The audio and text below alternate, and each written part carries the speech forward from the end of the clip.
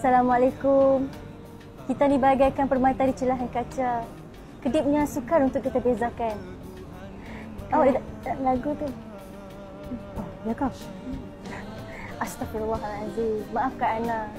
Ana ingin menjemput semua ahli-ahli kumpulan intim, antum-antum semua, Ustaz Syahril, Ustaz Azami, Ustaz Isham dan Ustaz Rahim untuk datang ke Pesta Tomahawk Pak Mat Western. Untuk pengetahuan ustaz-ustaz semua, kami dah start set up tempat bakar Tomahawk. Kita akan bermula Pesta Tomahawk pada hari Khamis ni.